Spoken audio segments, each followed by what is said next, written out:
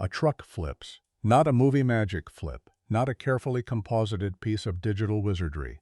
An actual 18-wheel semi-truck, a real machine weighing tens of thousands of pounds, rotating through the air on a Chicago street in the middle of the night, while a man in clown makeup watches from the shadows. That image alone tells you everything you need to know about what Christopher Nolan was trying to do in 2008. He wasn't making a comic book movie. He wasn't making a summer blockbuster. He was making a film, a crime epic with the budget of a spectacle and the soul of a tragedy. And he pulled it off so completely, so overwhelmingly, that 16 years later we're still unpacking what he actually built. The Dark Knight arrived in theaters on July 18, 2008, and it didn't just succeed. It changed things. It changed what audiences expected from blockbuster cinema. It changed how studios thought about superhero properties. It changed the conversation about what popular art could and couldn't do. It made nearly $1 billion at the worldwide box office before the summer was over.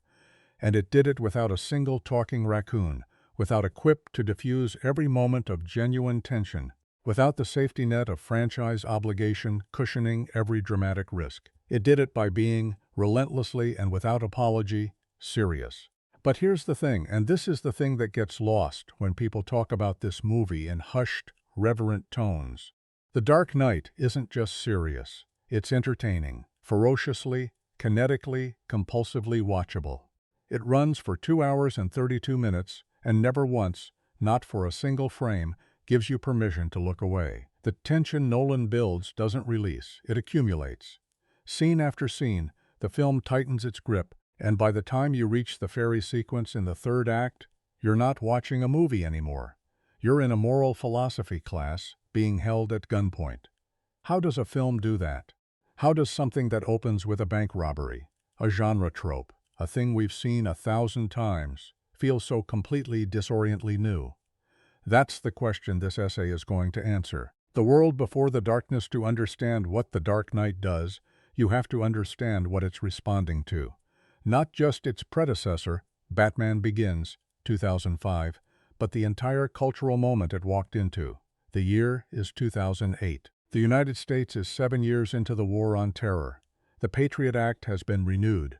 Surveillance programs of breathtaking scope, PRISM, warrantless wiretapping, mass data collection, are operating under the justification that extraordinary threats demand extraordinary measures. Abu Ghraib is 4 years in the past, but the ethical debris is everywhere. The financial crisis is about to break. The country is exhausted, morally disoriented, and deeply uncertain about the price it has paid for the security it was promised. Into this moment, Christopher Nolan drops a movie about a billionaire vigilante who builds a city-wide sonar surveillance system to catch a terrorist, who uses interrogation methods that blur into torture, and who discovers that his war on crime has not made his city safer. It has escalated it. It has created, by a kind of tragic inevitability, the very chaos it was designed to prevent. That's not a superhero movie. That's a mirror. But Nolan is too smart and too committed to making genuine cinema, rather than pointed allegory, to let it stay on the level of metaphor. The Dark Knight works first and most powerfully as a story about specific people in an impossible situation. The politics are there for those who want to find them. The philosophy is there for those equipped to engage with it. But the film never lectures. It dramatizes. It puts human beings, or human-adjacent beings, in the Joker's case, in crucible situations, and watches what happens when the pressure gets high enough. What happens, Nolan suggests, is that character reveals itself. Not the character we perform in ordinary life, but the one underneath, the one that emerges when the rules stop working, when the institutions fail, when the symbol you've built your identity around gets turned against you. What kind of film is this, really? Let's be precise about something, because it matters for everything that follows. The Dark Knight is not, in any meaningful sense, a superhero film. It uses superhero iconography, the cape, the cowl, the gadgets, the villain in theatrical makeup, but its DNA, its structural and emotional logic, belongs to an entirely different tradition. It's a crime tragedy. More specifically, it's a film in the tradition of Michael Mann's Heat, 1995, the procedural, morally complex crime epic in which the line between cop and criminal is an illusion, in which the institutions of order are as compromised as the forces of chaos, in which the good guys win only by becoming something they can no longer recognize. Nolan has cited Heat explicitly as an influence, and you can feel it in every scene where Batman and the Joker circle each other. Two figures defined entirely by their opposition to each other, unable to exist without each other. It's also a Greek tragedy. Harvey Dent's arc, the White Knight, the best of them, the man who might actually fix Gotham through legitimate means, follows the classical tragic structure with almost academic precision. Hamartia, his belief that enough willpower can hold chaos at bay. Peripeteia, the moment of reversal when Rachel dies and he lies in the hospital with half his face burned away. Anagnoresis, the recognition, the moment he stops being Harvey Dent and becomes Two-Face, and understands that Gotham's system, including Batman, was always going to destroy what he loved. Nemesis, his death at Batman's hands, and the subsequent lie that covers it up. And it's a post-9/11 political parable. But it's the kind of political parable that works because it refuses to take a side. The film genuinely entertains both the case for Batman's surveillance state and the case against it. It gives the Joker genuine philosophical coherence. It presents Harvey Dent as both the correct answer to Gotham's problems and the proof that the correct answer isn't enough. It doesn't tell you what to think. It presents the impossible situation and asks whether you can hold the contradiction. Most movies can't do one of those things. The Dark Knight does all three simultaneously in 152 minutes with a budget of $185 million, while also being the most financially successful Warner Brothers film in history up to that point. That's a genuinely rare achievement. Gotham City and the Chicago underneath it. One of the quietest but most consequential decisions Nolan made with The Dark Knight was to film it, largely, in Chicago rather than on studio backlots or in Vancouver or on heavily CGI-augmented locations. Gotham City has had many faces across its various film and television incarnations. Tim Burton's Gotham, in the 1989 Batman, was expressionistic, Gothic, a city that seemed to have been designed by fascists with art degrees. It was beautiful and clearly artificial, which was exactly the point. Joel Schumacher's Gotham pushed even further into stylized unreality. Even Nolan's own Batman Begins Gotham had a particular heightened quality to its production design, a sense that this was a real city that had been pushed slightly out of recognizable geography. The Dark Knight abandons that. This Gotham looks like Chicago, because it is Chicago. The LaSalle Street Canyon, the Wacker Drive bridges over the Chicago River, the Board of Trade building, Lower Wacker Drive's subterranean tunnels, the glassy towers of the Loop. Nolan doesn't hide this. He leans into it. The IMAX cameras that Wally Pfister uses for the aerial sequences don't just capture Chicago, they celebrate it, sweeping across the skyline in shots of such scale and clarity that the city becomes genuinely awe-inspiring. Why does this matter? Because it grounds the film. It pulls the Batman mythology out of fantasy and into something that feels, viscerally and uncomfortably, like the world we actually live in. When the Joker blows up a hospital, it's not a Gotham hospital in a fake city with fake consequences. It looks like a real hospital in a real city. When Batman soars between those towers, he's flying through recognizable American architecture. The stakes feel real because the world feels real. This is one of the ways Nolan earns the film's thematic weight. You can't make a serious movie about surveillance and civil liberties in a city that looks like a Tim Burton fever dream. The realism of the setting tells the audience, from the very first exterior shot, that this story is about something beyond its genre. The team that built it, Christopher Nolan, didn't make The Dark Knight alone. Obvious statement, but worth dwelling on for a moment, because the collaboration at the heart of this film is unusually deep. Wally Pfister, his cinematographer on every film from Memento through The Dark Knight Rises, was the person Nolan trusted most with translating his visual instincts into images. Pfister's work here won him the Academy Award for cinematography, and it deserved every part of that recognition. The decision to shoot IMAX sequences, 6 major set pieces including the opening bank robbery, the truck chase, and the entire Hong Kong sequence, was both technically audacious and conceptually purposeful. IMAX film at that time had roughly 4 times the resolution of standard 35mm, which meant that when those sequences appeared on an IMAX screen, they had a clarity and presence that was almost hallucinatory. You weren't watching a movie. You were there. Hans Zimmer and James Newton Howard, who had collaborated on Batman Begins, returned for The Dark Knight, but their approach to the score was radically different.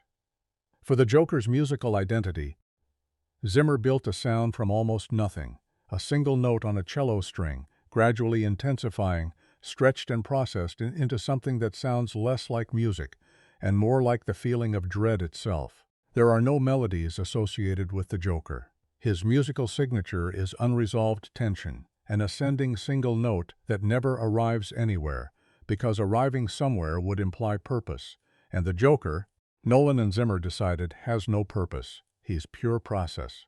The sound design around it, the way the score bleeds into ambient noise, the way certain scenes are underscored with almost subliminal sound, creates a sensory environment that keeps the audience slightly off balance throughout.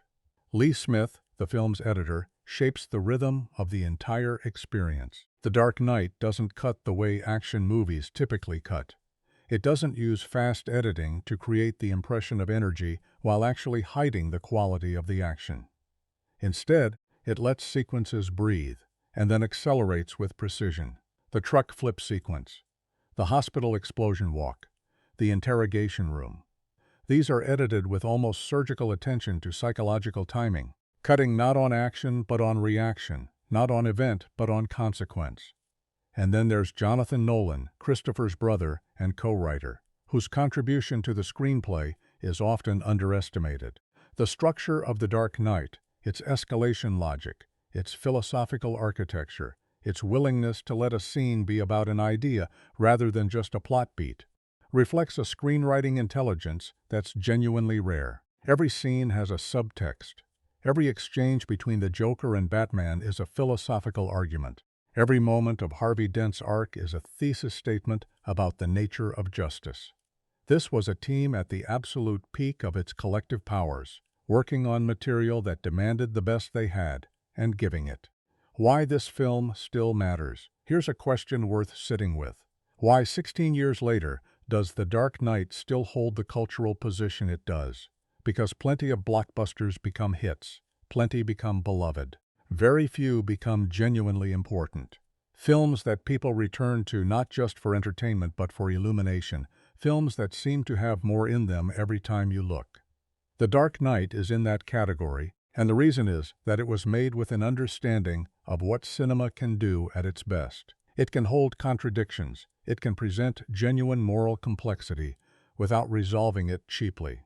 It can create characters who are simultaneously metaphors and human beings, simultaneously archetypes and individuals. It can use the grammar of genre, the action sequence, the villain's monologue, the hero's sacrifice, to ask questions that genre typically exists to avoid. The Joker's famous line, "Some men aren't looking for anything logical, like money. They can't be bought, bullied, reasoned, or negotiated with. Some men just want to watch the world burn," is delivered by Alfred as a warning about the Joker. But it resonates so deeply because it describes something real about certain kinds of violence, certain kinds of ideology, certain kinds of political movement that the world in 2008 and the world in 2024 knows very well. Nolan didn't predict the future. He identified something timeless about the human capacity for nihilistic destruction, and he put it in a movie about a man in a bat suit. That's the magic trick. That's what this essay is going to trace from beginning to end. The bank robbery isn't just an opening set piece, it's a thesis statement. The Joker doesn't just rob the bank. He eliminates his accomplices one by one as their usefulness ends, demonstrating in the film's very first sequence that he operates by a completely different logic than anyone else on screen. When the last accomplice asks who hired them for the job, the Joker, driving a school bus that he has just reversed through the wall of the bank, pulls up his mask and says, with a kind of quiet satisfaction, "I believe whatever doesn't kill you simply makes you stranger." Not stronger, stranger. He drives away in the school bus, slotting neatly into a convoy of identical yellow school buses, leaving Gotham's high schools at the end of the day. Perfect camouflage, perfect planning. And everyone watching, audience and characters alike, begins to understand that they are not dealing with an ordinary criminal. They are dealing with a force of nature, or something worse, a force of philosophy, and nothing in Gotham or anywhere else will ever be quite the same. The first thing you notice about the bank robbery sequence isn't the violence, it's the competence. 6 men in clown masks, operating in coordinated pairs, hitting Gotham National Bank with a kind of precision that suggests military training or something close to it. They move fast, they communicate efficiently, and they've clearly been briefed on every detail. The guard positions, the vault mechanism, the manager's shotgun hidden beneath the counter. This isn't a smash and grab. This is a surgical operation. And then they start killing each other. One pair eliminates another after the alarm is disabled. Boss said when the alarm was off, lose the alarm guys. Then the vault specialist is shot by the bus driver when the vault is cracked. Then the bus driver is hit by the school bus. One by one, the team shrinks because someone designed it that way. Someone built the redundancies in. Someone planned for the plan to consume itself, leaving only one man standing with all the money and none of the witnesses. That someone steps off the bus in a crumpled purple suit, a cheap clown mask pushed up to reveal grease paint and scars, and he walks toward the bank manager, who has been shot, who is lying on the ground, who has just told this man that criminals in this city used to have a code. And the Joker crouches down and says something that reframes everything you thought you were watching.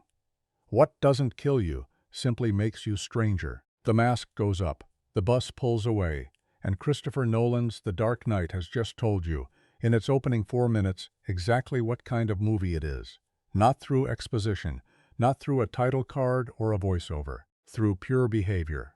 The Joker's plan is the film's thesis in miniature. Systems devour themselves. Competence is ultimately self-destructive, and the only person who benefits from chaos is the one who genuinely doesn't care about the outcome. Gotham's fragile piece cut to Batman, hanging upside down in a parking garage, surrounded by half a dozen men in bat suits. It's a deliberately deflating image, and Nolan knows it. After the controlled menace of the bank robbery, we meet Bruce Wayne's alter ego in the middle of what is essentially a crisis of brand management. A collection of vigilante imitators, civilians who've watched Batman work and decided they can do the same thing with hockey pads and a ski mask, have been taking his methods into their own hands, and the results have been predictably messy. One of them is bleeding. All of them are out of their depth. "What's the difference between you and me?" one of the imitators asks Batman, and it's a real question, not a rhetorical one. The film is asking it too. Batman's answer, "I'm not wearing hockey pads," gets a laugh. But it's not really an answer, and the film knows it. The difference between Batman and the imitators isn't the quality of their equipment or the depth of their training. It's something harder to articulate, something about purpose, or about the specific nature of the symbol Bruce Wayne is trying to project. The imitators want to fight crime. Batman wants to make crime impossible. Those are different things, and the gap between them is where the film lives. This early sequence does something quietly essential. It establishes that Batman's war on crime has reached a kind of unstable plateau. He has, in conjunction with Jim Gordon and Harvey Dent, made meaningful progress. The mob is fractured, their finances disrupted, their operations exposed. Gotham is measurably safer than it was 3 years ago. But the equilibrium is precarious. The imitators are a symptom, an indication that the symbol has escaped Bruce Wayne's control, that it is generating consequences he didn't anticipate and can't manage. This is the world the Joker enters, not a world of total darkness, but a world of fragile light, which is, of course, far more interesting to destroy. Harvey Dent and the legitimate hope. If there's a single character whose introduction changes the emotional architecture of everything that follows, it's Harvey Dent. And Nolan understands this, which is why he takes his time with it. Aaron Eckhart plays Dent as a man of almost aggressive optimism, someone who has decided that the correct response to a corrupt institution is not to work around it, but to stand inside it and refuse to compromise until the institution bends to the pressure of one man's absolute integrity. He's Gotham's district attorney, and he is in the process of putting essentially the entire mob leadership on trial simultaneously. A prosecution so bold it borders on reckless, the kind of legal maneuver that would get most lawyers laughed out of the room. But Dent pulls it off. Not because he's naive about how the system works, but because he's made a calculation that the risk is worth it. The mob's interconnected structure means that one successful prosecution can cascade into dozens. You pull the right thread and the whole sweater unravels. He's right, and that's the tragedy waiting in the wings. He's not wrong about the strategy. He's just catastrophically wrong about his own immunity to what the strategy will cost him. His introduction in the courtroom is note perfect. He's handling a hostile witness, a mobster who's pulled a gun inside the courthouse, and he disarms the situation with a combination of physical courage and absolute calm. He doesn't flinch. He catches the gun, keeps the proceeding moving, and makes a quip that lands perfectly in the room. He's Batman without the mask. He's everything Bruce Wayne wants to believe Gotham is capable of producing. A legitimate hero, one who works inside the system rather than outside it. This matters enormously to Bruce, because if Harvey Dent can do what Batman is doing through legal means, if the system can heal itself, then Bruce Wayne can stop being Batman. He can put down the symbol and reclaim his life. He can be with Rachel. He can be a person rather than an idea. Harvey Dent, in Bruce's mind, is the exit ramp he's been driving toward for 3 years. Which is why what happens to Harvey Dent later in the film is not just a tragedy for Harvey. It is the destruction of Bruce Wayne's hope. And hope, in The Dark Knight, is the most dangerous thing there is, because the Joker knows that hope's opposite isn't despair. It's cynicism.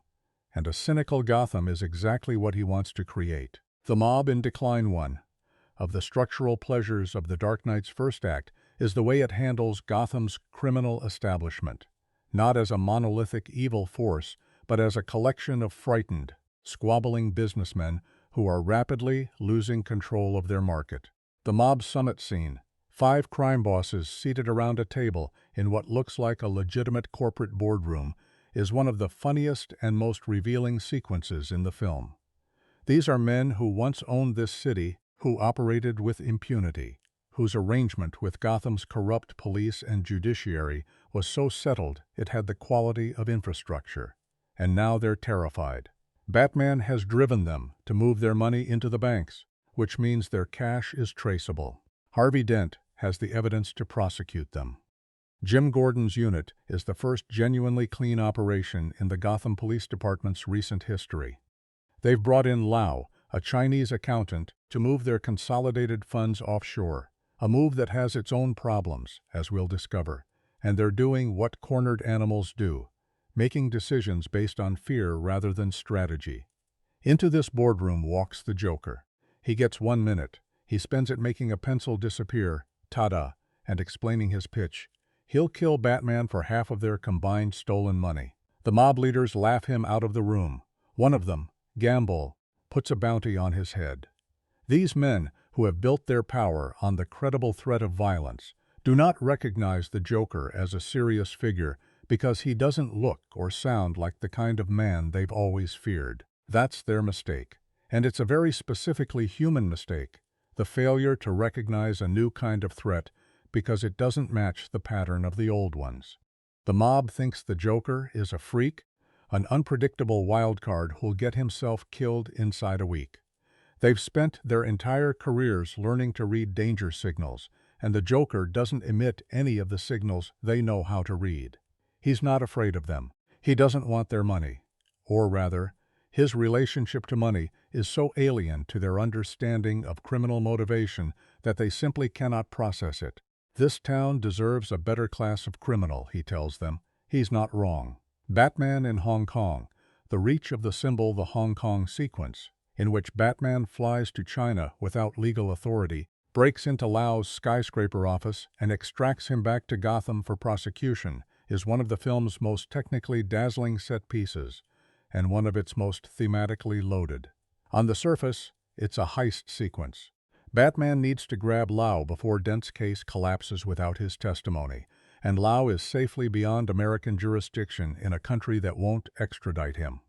The solution is to go outside the law entirely, to fly to Hong Kong, override the local security, grab the man, and use a skyhook extraction attached to a C-130 cargo plane to lift them both out of the building and into the night sky. It's breathtaking to watch. The IMAX cameras catch Gotham from a god's eye view. The wingsuit deployment over the city skyline is one of the great pure cinema moments of the decade, and the interior of Lau's building, all glass and clean lines, and the visual language of legitimate corporate power, makes Batman's black armored presence feel genuinely transgressive. But what Nolan is doing underneath the spectacle is establishing something important. Batman has no borders. The symbol he has created does not respect national sovereignty, does not operate within the framework of international law, does not require political authorization. He can go anywhere, take anyone, and the justification is purely his own judgment that it's necessary. This is presented as exciting, and it is exciting, but the film is quietly filing this away as evidence, storing it next to the sonar surveillance system that Lucius Fox objects to later, as part of a pattern about the cost of operating outside institutional constraint. Batman's reach is one of his greatest strengths. It is also, the film will argue, one of his most dangerous qualities. A tool powerful enough to grab a man out of Hong Kong is powerful enough to do other things, and the question of who controls that tool and by what authority sits at the heart of everything The Dark Knight is actually about. The Joker's first real move while Batman is extracting Lau from Hong Kong. The Joker is making his own moves, and they are, characteristically, moves designed not to win but to expose. He kills Gambol, not in a straight fight, not with strategic planning in the conventional sense, but with a piece of theater, a false surrender that becomes an ambush, executed with the same casual efficiency as the bank robbery's self-consuming design. He takes over Gambol's crew with a broken pool cue and a threat, and then, in a scene that establishes the Joker's relationship to violence as something genuinely different from anything we've seen before, he gives the surviving gang members a choice. Two of them get to keep their spots if one of them beats the other to death with a cue stick. It's a scene that shouldn't work in a mainstream blockbuster. It's too dark, too casual, too stripped of the usual mechanics of movie violence. But it works because Heath Ledger plays it with such complete absence of either enjoyment or discomfort. The Joker doesn't like this. He doesn't get a thrill from it. He just believes, philosophically, that this is what people are. That strip away the social contract and the rules, and you get two men with pool cues, each calculating how badly they want to survive, relative to how much they care about the other one. He's conducting experiments. That's the frame that makes the Joker coherent as a character rather than simply terrifying. He's a scientist of human nature, running controlled trials to test his central hypothesis, that civilization is a performance, that morality is situational, and that everyone has a breaking point where they'll abandon their principles to survive. The first act of The Dark Knight ends with this hypothesis still unproven. Batman exists. Harvey Dent exists. Jim Gordon exists. These are men who seem to have internalized their principles deeply enough that the Joker's theory might be wrong. He's going to need a bigger experiment. He sends a message to Gotham through a dead body, a Joker card, and a videotape, a video of a Batman imitator, beaten and murdered, which he's sent to the local news stations. He puts on a Batman mask over his clown makeup and looks directly into the camera. Batman must take off his mask and turn himself in. Every day he doesn't, people will die. Starting tonight, the experiment begins, and the city of Gotham, for all its restored faith in Harvey Dent, for all Jim Gordon's careful work, for all Bruce Wayne's hope that this is almost over, starts to understand what it actually means to be at war, with someone who has nothing to lose and no interest in winning. The fragile peace was never going to hold. It just needed the right pressure point. And the Joker, with the patience of someone who has thought about chaos more carefully than anyone has thought about order, has found exactly where to push. There's a scene early in the second act where Bruce Wayne stands in his penthouse, watching news footage of the Joker's latest video threat, and Alfred says something that cuts through every strategic calculation Bruce has been making. It's not a tactical observation. It's not a piece of intelligence. It's a story about a bandit in Burma who stole rubies, not to sell them, not to ransom them, not for any reason that could be addressed by negotiation or force. He stole them and threw them away. And the only way the generals eventually stopped him was by burning the forest down. Some men just want to watch the world burn. The line lands differently the first time you hear it versus the 10th. On first viewing, it functions as exposition, a warning about the Joker's nature, delivered by the film's wisest character. On subsequent viewings, it functions as something darker, a prediction of what Bruce himself will eventually be forced to do. The forest gets burned. The question is whether Gotham can survive what it takes to stop the man who's lighting the matches. This is the emotional and philosophical territory of The Dark Knight's second act. Not action, though there's plenty of action. Not plot mechanics, though the plotting is intricate and precise. The second act is fundamentally about the cost of escalation. What happens when two opposing forces, each convinced of the righteousness of their position, keep raising the stakes until the collateral damage becomes the story. The Lieutenant Problem Jim Gordon's promotion to commissioner, temporary, reluctant, thrust upon him by circumstances rather than sought, is one of the film's quietest but most important developments. And the scene that precipitates it, where a police convoy transporting Harvey Dent is ambushed by the Joker with military-grade weaponry and a garbage truck turned into a battering ram, establishes something crucial about the nature of the conflict. The Joker is not improvising. That ambush required logistics, the weapons, the vehicles, the timing, the police scanner access to know the route. It required inside information, which means it required either extraordinary intelligence work or something more troubling, a leak inside Gotham's institutions. The Joker doesn't just attack from outside the system. He penetrates it, corrupts it, uses it against itself. This is the escalation logic that drives the second act. Every defensive measure Batman and Gordon take creates a new vulnerability. Moving Harvey through normal channels, the Joker ambushes it. Keeping Harvey's location secret, the Joker already knows. The institutions that are supposed to protect Gotham's best hope keep turning out to be compromised, not because everyone is corrupt, but because the Joker understands systems well enough to find the weak point in any arrangement and apply precise pressure there. Gordon's unit is clean, rigorously, deliberately clean, built from officers who've been vetted against the corruption that permeates the rest of the department. But even a clean unit has a perimeter, and the perimeter is where the Joker works. He doesn't need to corrupt Gordon's people. He just needs to corrupt the people adjacent to them. The transport officers, the courthouse staff, the hospital workers, and the clean unit becomes an island, surrounded by compromised infrastructure, unable to function without it. The police commissioner is killed in the convoy ambush. The mayor narrowly escapes assassination at the commissioner's funeral. Gordon takes the bullet meant for him, is reported dead, and disappears temporarily from the public narrative. Harvey Dent, in a moment of furious frustration that tells us everything about both his courage and the dangerous edge of his personality, grabs a suspect, pushes him against a car, and puts a gun to his head in public, in front of cameras. The footage plays on every television in Gotham. The White Knight, cracking, "I'm Batman." And the weight of that claim. There's a press conference scene midway through the second act that represents one of the film's genuine structural surprises, and it's worth dwelling on because it does something most superhero films would never attempt. Harvey Dent stands before the cameras and tells Gotham that he is Batman. It's a lie, obviously, a strategic sacrifice, designed to draw the Joker out into the open by giving him a target that can be safely protected. The real Batman can operate in the shadows while the Joker focuses on a decoy. It's tactically clever.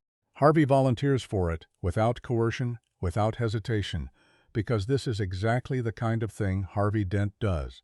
He assesses the situation, determines what needs to be done, and does it regardless of personal cost. But watch what Nolan does with this scene on a thematic level. Harvey Dent claiming to be Batman isn't just a plot maneuver. It's the film making a statement about the nature of symbols. Batman is not Bruce Wayne. Batman is an idea, and because it's an idea, anyone can claim it. The imitators in the parking garage claimed it. Harvey claims it here. Later, in a much darker register, the Joker will claim it. The symbol has escaped its creator's control, and this scene is where that escape becomes undeniable. Bruce's reaction to Harvey's announcement is complicated and revealing. There's relief. The plan might work. The Joker might take the bait. There's gratitude. Harvey is protecting both Bruce and Gotham at considerable personal risk. And underneath both of those, if you watch Christian Bale's face carefully in the scene where Bruce watches the press conference on television, there's something else. Something that might be shame, because Harvey Dent is willing to publicly destroy his reputation to protect the city, while Bruce Wayne is still hiding behind a mask. The comparison is uncomfortable. It's meant to be. The Joker gets caught, or does he? The plan works, in the sense that the Joker takes the bait. He attempts to assassinate the man he believes to be Batman during a motorcade, and Batman intercepts him on Lower Wacker Drive in one of the film's most kinetically extraordinary sequences. The Bat-Pod emerging from the wreckage of the tumbler, the 18-wheeler flipping, the Joker standing in the middle of the street with his arms spread wide, daring Batman to run him down. "Hit me," he says. Just that. Standing perfectly still, perfectly calm, in the path of a vehicle that could kill him instantly, with no visible weapon and no apparent plan. Just waiting. Batman swerves. Can't kill him. The code holds. And holding it cost Batman the tactical advantage he needed. He crashes, ends up unconscious on the street, and the Joker stands over him with a knife, free to do anything. What he does is take off Batman's mask and choose not to look. It's a choice that defines the Joker's character more precisely than any monologue. He doesn't want to know who Batman is. Knowing who Batman is would reduce Batman to a person, a specific person with a name and a face and a history. The Joker doesn't want a person, he wants the symbol, he wants the idea. Because you can't break a person's code by killing them, you break it by making them choose to abandon it. And you can only make them choose if they remain fully themselves, fully committed to their identity as Batman. Right up to the moment of choosing, so he waits. Gordon appears, alive, having faked his own death, and arrests the Joker. Who goes to jail without resistance? Who sits in an interrogation room in the MCU building and grins? Because being caught was always part of the plan. The interrogation room, this is it. This is the scene. If the Dark Knight has a single sequence that concentrates everything it's doing into one location, one conversation, one 5-minute pressure cooker, it's the interrogation room. Batman enters. The Joker is sitting in a chair, relaxed, amused, already knowing how this is going to go. And what follows is not an interrogation in any conventional sense.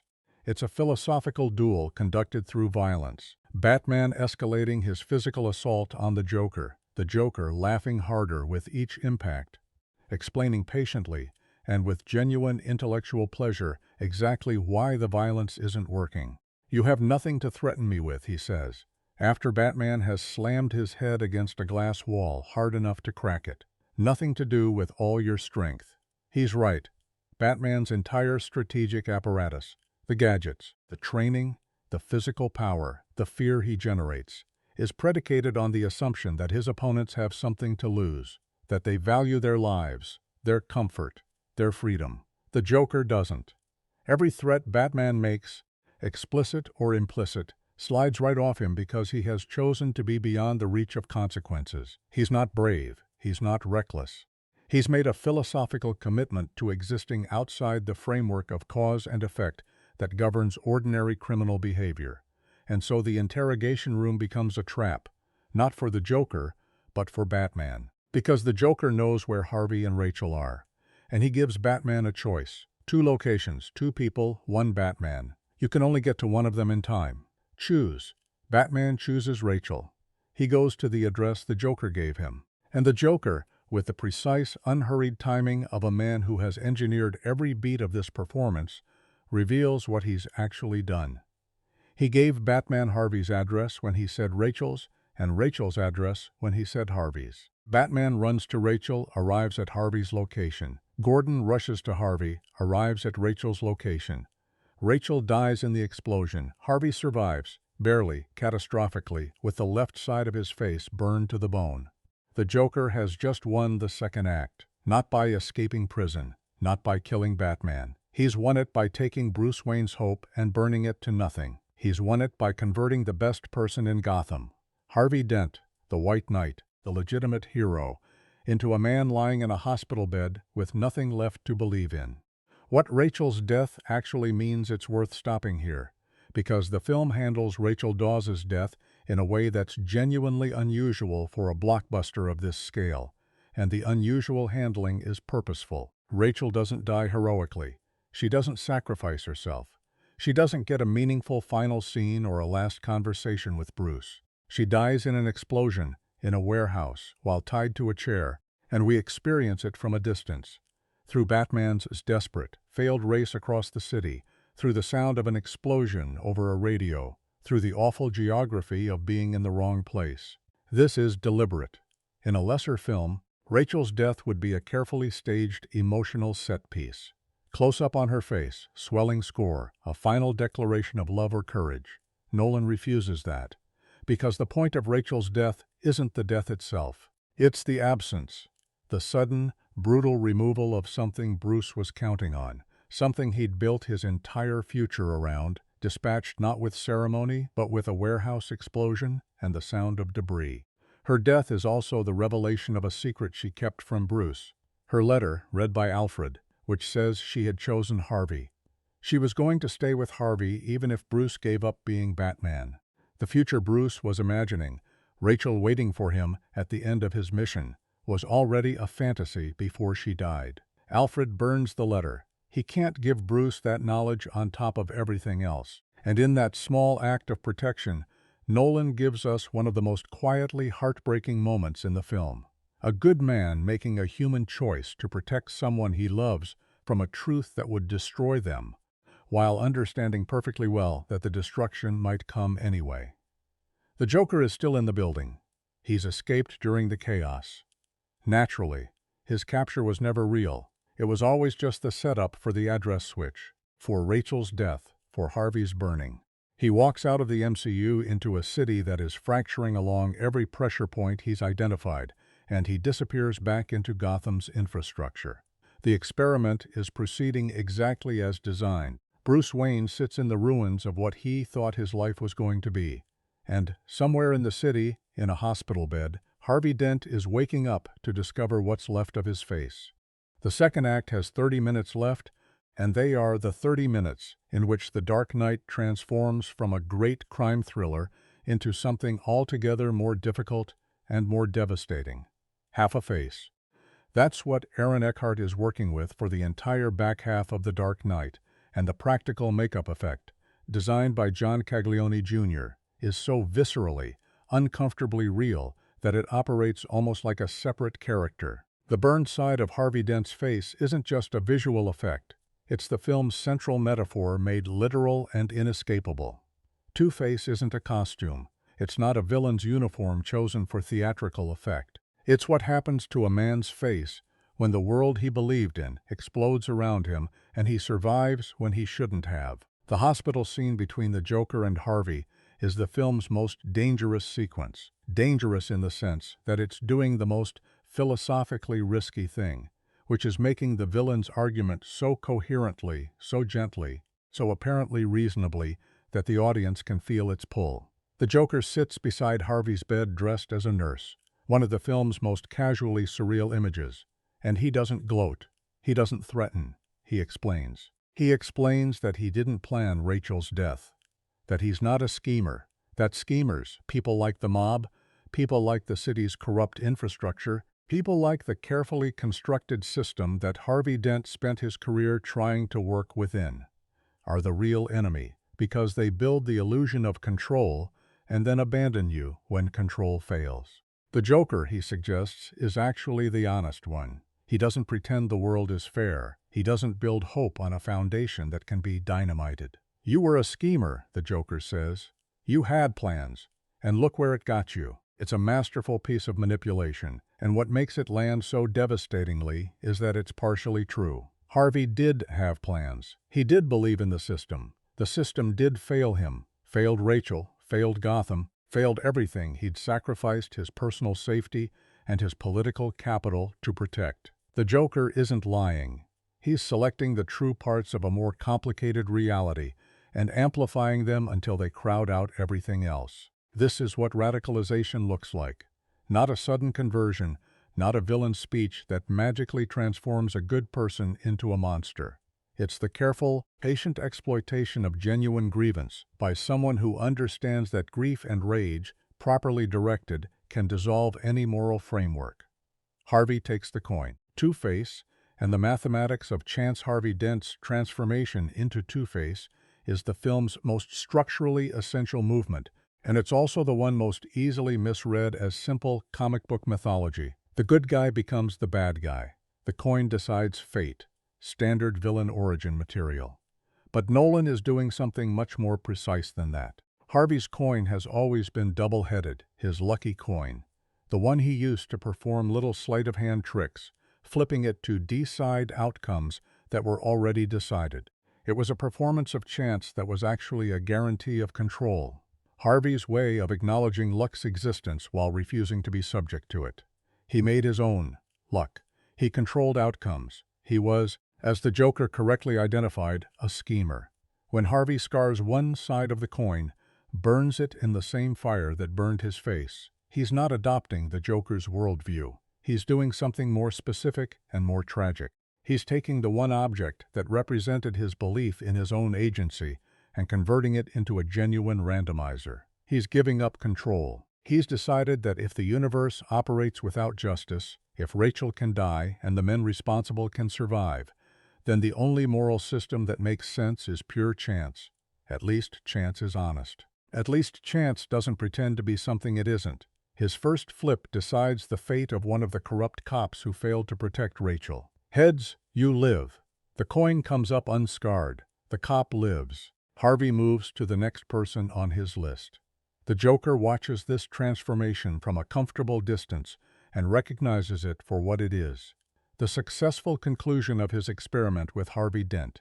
He hasn't turned Harvey evil. He's turned Harvey logical, operating by a logic that Gotham's moral framework cannot accommodate, cannot argue against, cannot survive. A district attorney who believes in justice has become something the city's ethical vocabulary doesn't have a word for. Two-Face isn't mad. He's consistent, and consistency in the wrong direction is more dangerous than madness. The chaos outside while Harvey pursues his private reckoning, the Joker is executing the largest phase of his experiment. He's planted explosives in two ferries, one carrying Gotham's civilian population evacuating the city, one carrying a prison transfer of convicted criminals.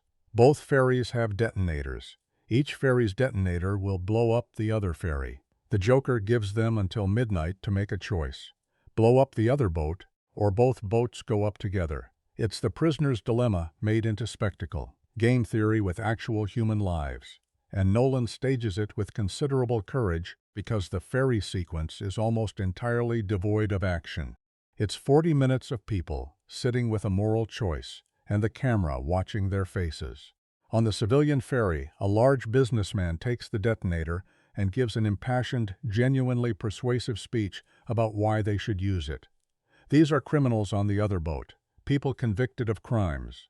The moral calculus, he argues, is obvious. The innocent should survive at the cost of the guilty. He takes the detonator. The vote is conducted. The majority votes to blow the prison ferry. The businessman stands at the window with the detonator and cannot press the button. On the prison ferry, a convicted murderer, a large man serving what is clearly a very long sentence, takes the detonator from the guard and throws it out the window. Not because he's made a philosophical argument to his fellow prisoners. Not because he's calculated odds. Because he's decided that he's the one who should make this choice rather than leave it to chance or institutional authority, and his choice is that neither boat gets blown up on his watch. This is the Joker's experiment failing. And it fails in the most human way possible. Not through heroism in the conventional sense, not through a grand sacrifice or a brilliant tactical solution, but through two ordinary moments of individual moral clarity. The businessman who can't press the button, the convict who throws it away. Neither of them is Batman. Neither of them is Harvey Dent. They're just people in an impossible situation, choosing not to become what the Joker needs them to be. The Joker stares at his phone. Midnight passes. Neither fairy explodes. He looks almost puzzled. The final confrontation, Batman has tracked the Joker to the unfinished skyscraper where he's been coordinating the ferry operation, and the fight that follows is deliberately unglamorous. A brutal, confused struggle in a dark space full of pillars and hostages, and Joker's henchmen dressed as doctors to confuse the SWAT teams. It's disorienting by design. Nolan wants the audience slightly lost, slightly uncertain about where Batman is and what he can see, because that's exactly how Batman feels. The sonar system, the citywide surveillance infrastructure that Lucius Fox agreed to operate only if he could destroy it afterward, activates across Gotham. Every phone becomes a receiver, every surface a sensor, and Batman can see everything. He can see the Joker's men, he can see the hostages, he can navigate the chaos. And Lucius Fox, sitting at the control panel in Wayne Enterprises, watches it all and types his name into the system to authorize his own access, and then types it again to destroy the system the moment Batman is done with it. It's a remarkably specific moment for a blockbuster film to include. The technology works, it saves lives, and the film still insists it must be destroyed. Lucius isn't being naive. He understands exactly why Batman built it and exactly why it was necessary in this specific situation. He destroys it anyway, because he understands equally well that a surveillance system this powerful cannot be trusted to remain under the control of someone with Batman's values indefinitely. The tool is too dangerous to exist. Even the right person using it for the right reasons doesn't make it safe. Batman catches the Joker. He saves the hostages. He doesn't kill the Joker, despite everything. The code holds. The line doesn't get crossed. The Joker hangs upside down from a cable, caught, restrained, and laughing. "You won't kill me out of some misplaced sense of self-righteousness," the Joker says, "and I won't kill you because you're just too much fun." Then he tells Batman something that resets everything. Harvey Dent isn't in custody. Harvey has Gordon's family. The rooftop and the film's final sequence happens on a rooftop, and it's one of the most emotionally precise endings in modern blockbuster cinema. Harvey has Gordon's son at gunpoint. He's working through his list. Everyone responsible for Rachel's death. Everyone who was part of the system that failed her. Gordon, who chose Harvey's convoy route. Batman, who couldn't save her. Harvey himself, who he's already shot in the chest, the scarred side, the coin calling it even. And now Gordon's son, who is innocent, whose fate Harvey submits to the coin because that's the only justice left that Harvey believes in. Batman tackles Harvey. They go over the edge. Harvey dies from the fall. And then Bruce Wayne makes the choice that defines him more completely than anything else he's done in 3 films. He tells Gordon to blame Batman for all of it. Harvey's murders, the cops Harvey killed, everything Two-Face did in the last hours of his life. Let Harvey Dent die a hero. Let the lie stand. Let Gotham keep the symbol it needs, even if it means destroying the symbol that Bruce has built. Gordon resists. The Joker wins, he says. And what he means is, the Joker's thesis that anyone can be broken, that every moral system is a performance, appears to be validated if Batman becomes a murderer in the public record. If the darkness wins even the good guys, what was any of it for? No, Batman says, because sometimes truth isn't good enough. Sometimes people deserve more. Sometimes people deserve to have their faith rewarded. It's the film's most controversial moment, philosophically. Is it right? The essay will return to that question in the themes section. But dramatically, it's perfect, because it asks the audience to sit with genuine ambiguity. Batman is doing something morally compromised in service of a genuine good. He's lying to protect hope. He's becoming, in the public record, exactly the kind of criminal the Joker always said he was, in order to preserve the myth that the Joker was trying to destroy. Gordon smashes the bat signal. Batman runs. The dogs come. And Alfred's words to Bruce, delivered earlier in the film, before everything collapsed, land now with their full weight. Endure, Master Wayne, take it, they'll hate you for it. What the ending actually means, the final sequence of The Dark Knight, is not triumphant. The music doesn't swell into victory. What Gordon tells his son, what he says to the city about Batman, is accurate in the narrow technical sense that the words are being spoken. But it functions simultaneously as the biggest lie Gotham has ever been told and the most necessary truth its civic psychology requires. Batman wins by losing. He catches the Joker, but not before the Joker has burned the heart out of Gotham's legitimate hope.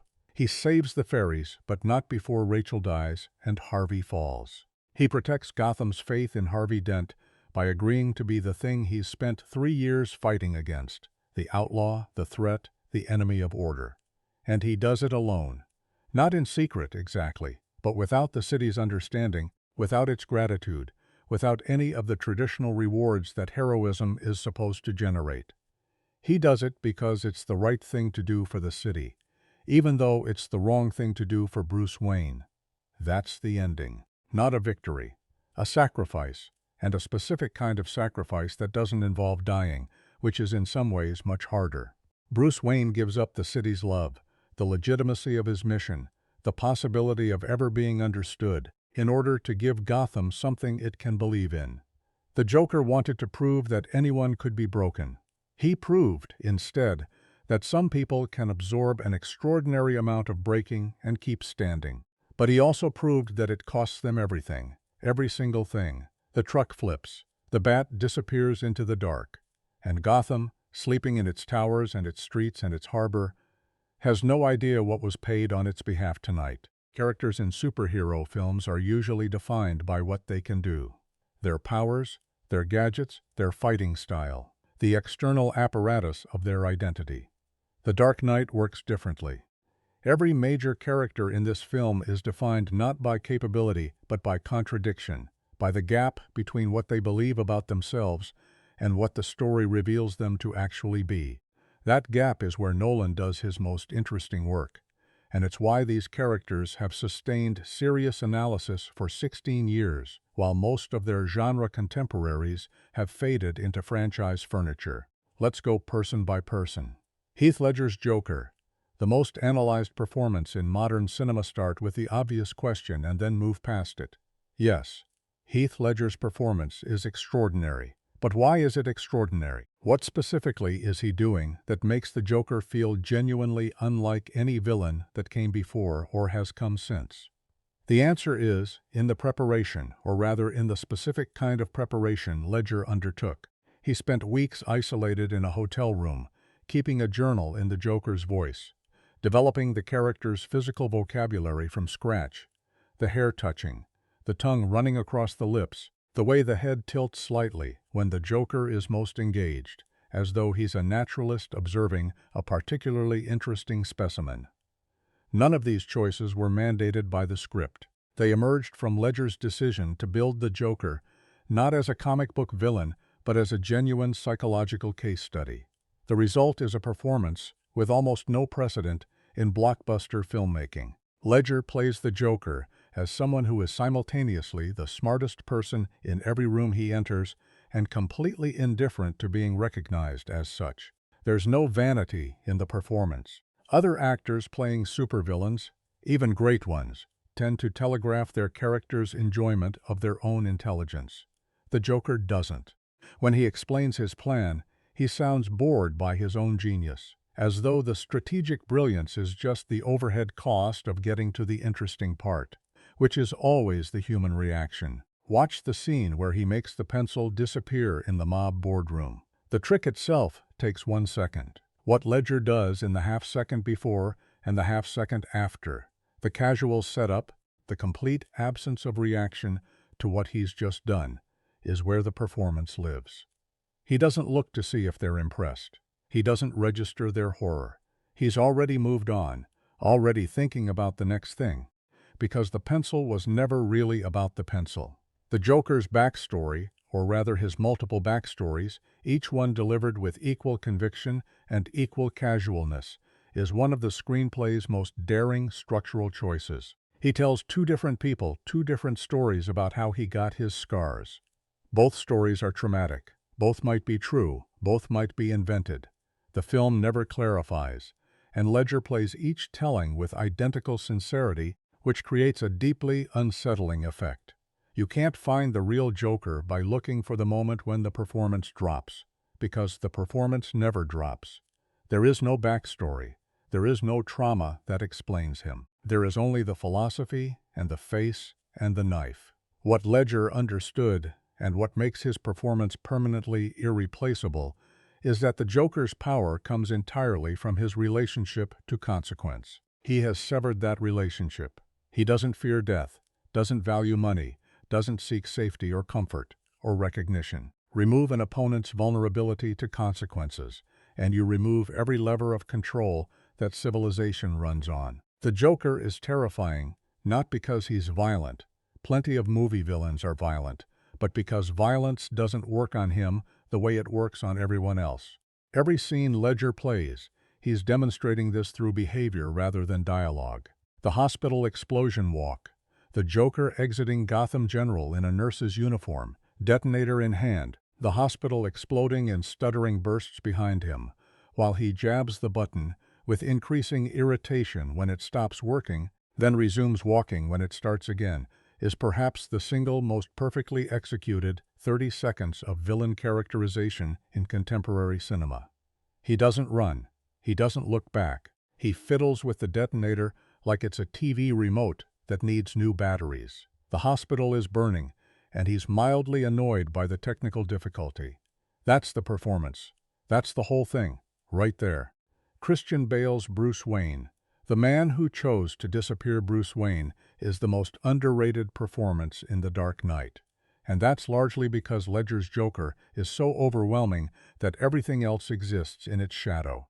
But strip the Joker out of the film for a moment and look at what Bale is actually doing across 152 minutes, and you find a portrait of psychological deterioration that's genuinely painful to watch. Bruce Wayne at the start of The Dark Knight is a man running on hope he can't quite articulate. He believes Harvey Dent is the answer. He believes Rachel is waiting. He believes that if he can hold the line just a little longer, he can stop being Batman and start being a person. Bale plays this hope not as confidence but as something more fragile, a controlled optimism carefully maintained that requires constant effort to sustain. Watch him in the scenes with Alfred, particularly the early ones. There's a quality of listening in those scenes, Bruce genuinely receiving what Alfred says, weighing it, using it to calibrate. He hasn't stopped trusting people yet. By the film's midpoint, that quality is gone. The interrogation room scene, where Batman beats the Joker with increasing desperation, each blow landing with less strategic calculation and more raw panic, is the most important Batman scene in the trilogy because it shows the symbol failing. Batman is supposed to be in control. Batman is supposed to be the one who makes the fear, not feels it. But the Joker has put him in an impossible position. Rachel and Harvey, one choice, 30 minutes, and what Bale shows in that room is a man whose entire psychological infrastructure is cracking under pressure. He screams. That's the detail that matters. Batman screams in that interrogation room, and it's not a battle cry or a tactical intimidation. It's the sound of someone losing their grip on the thing they've spent their whole adult life building. Christian Bale modulates his voice differently as Bruce Wayne and as Batman. The graveled Batman voice is a specific, deliberate choice, both in universe as disguise and performatively as the sound of someone forcing themselves into a persona. In the film's later scenes, particularly the rooftop finale, there are moments where the two voices blur together, where Batman sounds almost like Bruce and Bruce is nowhere to be found. It's subtle enough that you might miss it, but it's there, and it's Bale, marking the cost of what the character is going through. The persona consuming the person. His final scenes, agreeing to take the blame, running from Gordon's dogs, disappearing into the dark, are played with a kind of exhausted clarity. Bruce Wayne has made his decision. He knows what it costs. He makes it anyway. Bale doesn't play this as nobility. He plays it as necessity. the only available option that doesn't betray something essential. It's a portrait of a man doing the right thing, while being fully aware that the right thing is destroying him. Aaron Eckhart's Harvey Dent. The tragedy that makes the film work. The Dark Knight cannot function, thematically, structurally, emotionally, without Harvey Dent working. If Harvey isn't genuinely admirable in the first act, his fall in the third act means nothing. If we don't believe in him as a real alternative to Batman's vigilante approach, the film's central argument about the limits of heroism collapses. Aaron Eckhart makes Harvey work by playing him without irony and without reservation. He's not hedging, he's not indicating to the audience that he knows this character is going to fall. He plays Harvey Dent as a man of total, unironic conviction, someone who genuinely believes that enough integrity and enough courage can bend institutions toward justice. It's a performance that requires a kind of creative bravery, because unironic idealism in a Christopher Nolan film feels risky, exposed. The courtroom scene establishes Harvey's physicality, his comfort with confrontation, his instinct to move toward threat rather than away from it. The scene with Bruce and Rachel at dinner establishes his self-awareness. He knows how he's perceived, knows the White Knight label is both asset and burden, and has made peace with it. The scene where he grabs the suspect in public and puts a gun to his head after the convoy ambush establishes something else, the edge. The place where Harvey's intensity tips over from heroic determination into something more volatile. Eckhart plays that edge with restraint throughout the first two acts, keeping it as a quality rather than a warning sign. And then, after Rachel dies, after Harvey wakes up in the hospital, the restraint drops, and what Eckhart reveals underneath it is grief so total, so consuming, that it has burned away everything Harvey Dent used to use to process the world. What's left isn't madness.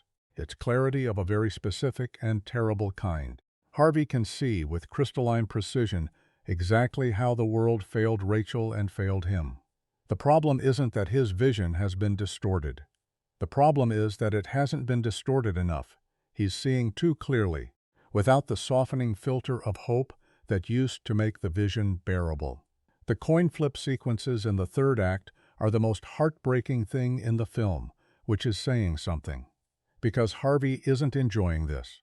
He's not reveling in the role of villain. Every flip of the coin looks like something it costs him to do. A man performing a ritual he's committed to performing, following a logic he's decided to honor. In a world where no other logic held Rachel's life together, he loses the last flip. The coin comes up scarred. He dies with it. Gary Oldman's Gordon, the institution made human Jim Gordon, is the Dark Knight's institutional character, the figure who represents what happens when a genuinely good person tries to work within a system that is structurally compromised. He's not as psychologically complex as Harvey or Bruce, but he's arguably the film's moral center, because he operates under the same pressures they do without the option of going outside the rules. Oldman plays Gordon with a particular kind of weary precision, a man who has been navigating corruption for so long that vigilance has become physiological. He's always watching the edges of rooms. He trusts nobody entirely, including the people he's chosen to trust, because he's learned that trust requires constant active maintenance and can be revoked by circumstances outside his control. His faked death, the moment where Gordon appears alive in the MCU, having survived an assassination attempt that everyone believed succeeded, is played with characteristic understatement. He doesn't make it a dramatic revelation. He simply appears, and the relief on Bruce's face does the emotional work that Gordon's own face refuses to do. Gordon doesn't allow himself relief. He immediately pivots to the next tactical problem. This is what 30 years of institutional survival looks like. His final scene, the speech over the bat signal, telling his son about the kind of man Batman is, building the legend while knowing it's a lie, is the film's most heartbreaking performance beat. Oldman plays it as a man choosing between two kinds of truth and picking the one that serves the living rather than the dead. It costs him, you can see it, but he makes the choice and carries it with the same quiet steadiness he brings to everything else. Michael Caine's Alfred. The voice of human limitation Alfred exists in The Dark Knight, to say the things the plot can't accommodate, to slow the film down and remind it that underneath the philosophy and the tactics and the spectacle, there are actual human beings who bleed and grieve and make mistakes out of love. Kane has two great scenes in this film. The first is the Burma story, which functions as the film's thematic thesis statement delivered in the language of personal anecdote. The second is the moment he burns Rachel's letter, which he plays without dialogue, without melodrama, in a single held shot of a man deciding to protect someone he loves at the cost of their right to the truth. It's 4 seconds of screen time, and it contains more emotional information than most films deliver in 4 minutes. What Kane does across both scenes is ground the film's abstraction in human scale. Harvey Dent is a symbol. The Joker is a philosophy. Batman is an idea. Alfred is a person, an old man who loves Bruce Wayne and is watching him be consumed by something bigger than either of them can stop.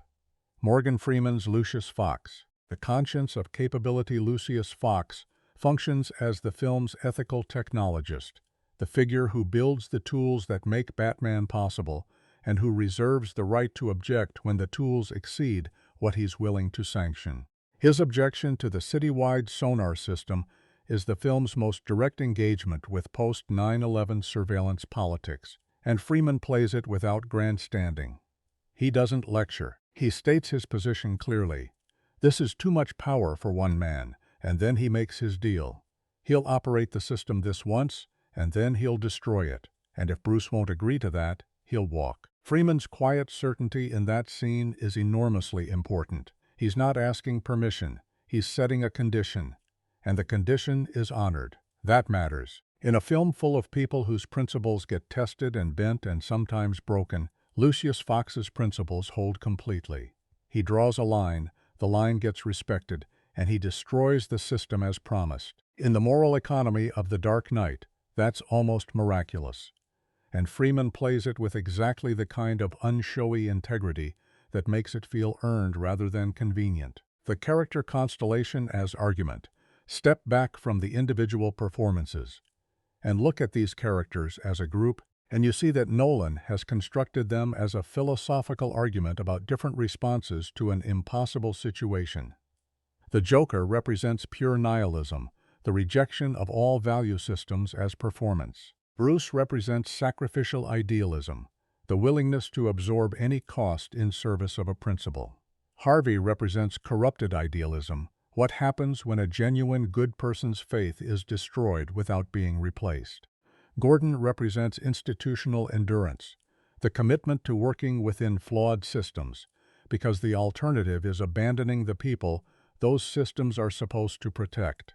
Alfred represents human wisdom, the understanding that the right answer isn't always the correct one, that love sometimes requires the protection of illusion. Lucius represents principled pragmatism, the willingness to do what's necessary while insisting on safeguards that prevent necessity from becoming justification for anything. No single character has the complete answer. No single position survives the film without compromise. That's the point.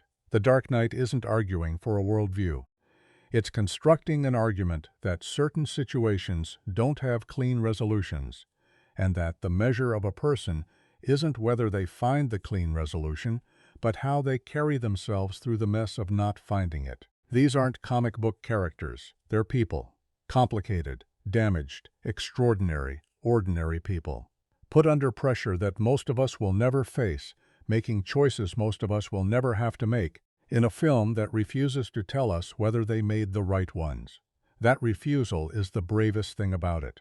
There's a moment in the opening bank robbery sequence where the camera pulls back, slowly, deliberately, to reveal the full scope of Gotham National Bank's interior, and the image that fills the screen has a quality that's genuinely difficult to describe to someone who hasn't experienced it on the right screen. It's not just clarity, it's presence.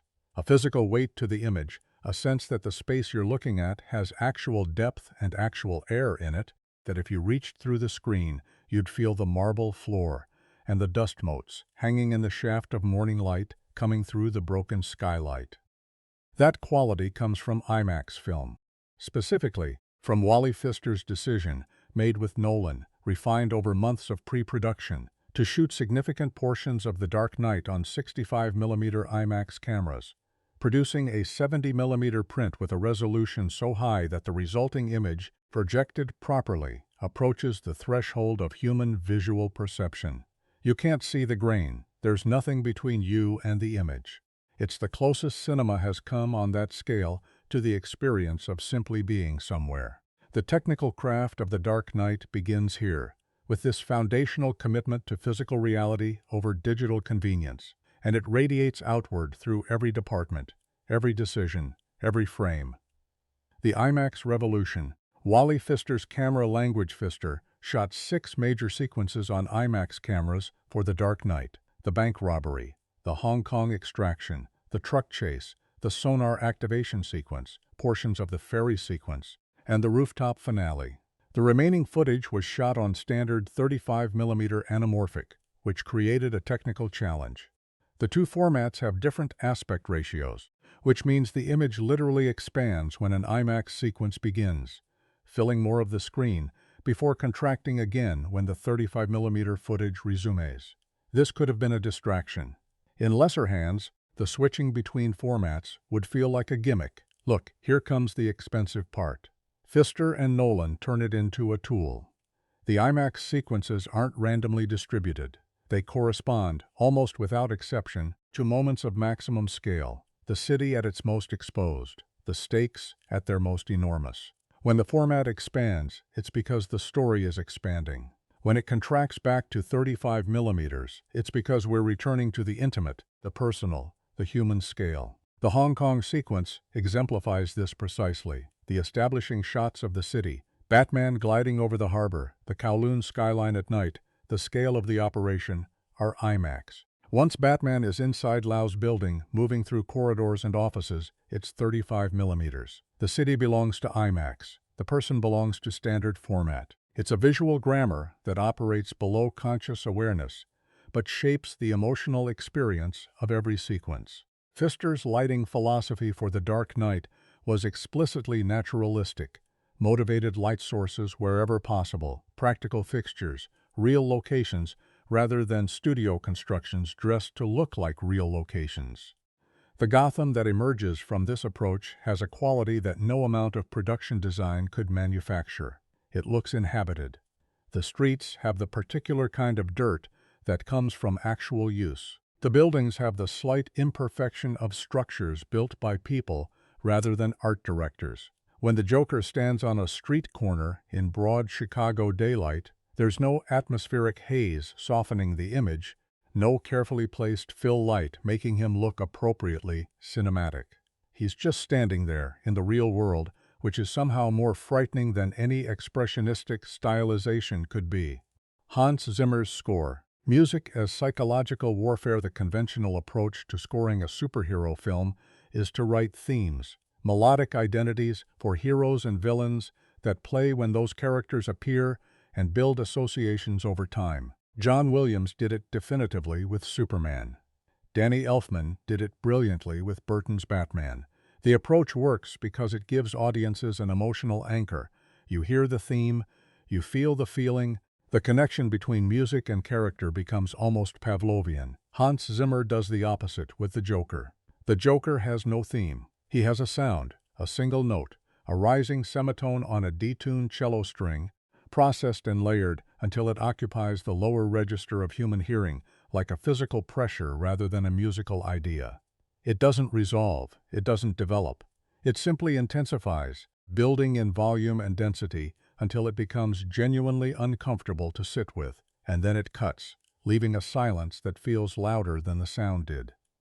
This is music as a direct neurological intervention. The unresolved semitone triggers a specific anxiety response in the human auditory system, a trained expectation of resolution that never arrives, which the brain experiences as a kind of low-level distress signal.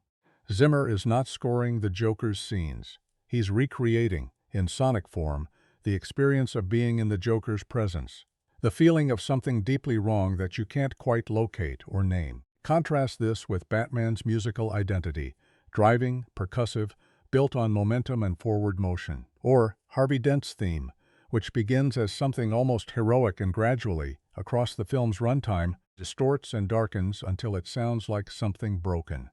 The musical arc of Harvey Dent's theme is the arc of Harvey Dent's character, compressed into instrumental form. By the time Two-Face appears, you can hear the corruption in the music before you see it in the character. The collaboration between Zimmer and James Newton Howard, who handled much of the more conventionally melodic material, including the Rachel theme and elements of Bruce's emotional underscore, creates a score with an unusual internal range. It can be intimate and sorrowful. It can be monumentally propulsive, and it can be, in the Joker's sequences, something that barely qualifies as music at all. More environmental sound design than composition, bleeding into the ambient noise of the scenes it accompanies until the boundary between score and world dissolves entirely. That dissolution is intentional. The Joker doesn't exist within normal frameworks, social, moral, or musical. His sound shouldn't either.